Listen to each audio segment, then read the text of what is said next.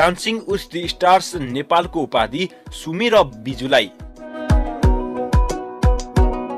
विश्वकै number 1 dancing reality show dancing with the स्टार्सको नेपाली संस्करण डान्सिङ विथ द स्टार्स नेपालको उपाधि सुमी मोक्तान र बिजु पार्कीले जितेका छन्। शनिबार सम्पन्न भएको फाइनल प्रतिस्पर्धामा उनीहरूले दर्शकको सर्वाधिक भोट पाउँदै उपाधि हात पारेका हुन्। उपाधिसँगै उनीहरूले 20 लाख रुपैयाँ समेत प्राप्त गरेका छन्। साथै विभिन्न गिफ्ट ह्याम्पर पनि उनीहरूले प्राप्त गरे।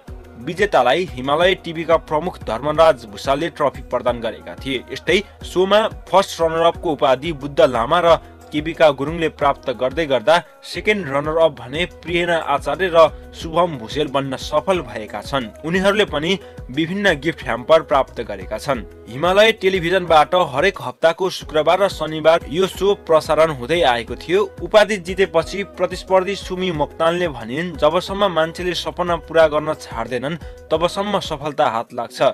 डान्सिङ विथ द स्टार्स नेपालको विजेता बनेपछि मेरो करियर नयाँ तरिकाले सुरु भएको छ। सुमीका कोरियोग्राफर पार्टनर बिजु पार्कीले सबैको माया दर्शकको साथले यो उपाधि हात पारेको बताए। उनीहरूले नगद पुरस्कार भन्दा पनि दर्शकको माया ठूलो कुरा भएको बताए। यो शोमा निर्णायकको रूपमा गौरी मल्ल, दिलीप रायमाझी र रेणसा बान्तावा राई रहेका थिए। यो शोमा 12 जना स्टार प्रतिस्पर्धीहरूको सहभागिता थियो। 12 जना स्टार प्रतिस्पर्धी र उनीहरूको कोरियोग्राफर पार्टनरको डान्स प्रस्तुति दर्शकले हरेक हप्ता टेलिभिजनमा हेर्दै आएका थिए।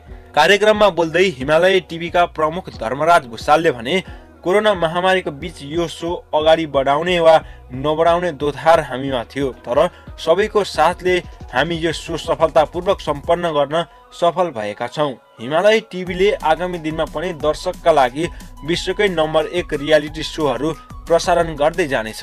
यो शोको समाप्तिसँगै हिमालय टेलिभिजनले दि भोइस अफ नेपाल 3 प्रसारण गर्ने तयारी गरेको छ। अहिले यो शोको डिजिटल अडिसन चलिरहेको छ। यो सामग्री हामीले onlinekhabar.com बाट साभार गरेका हौं।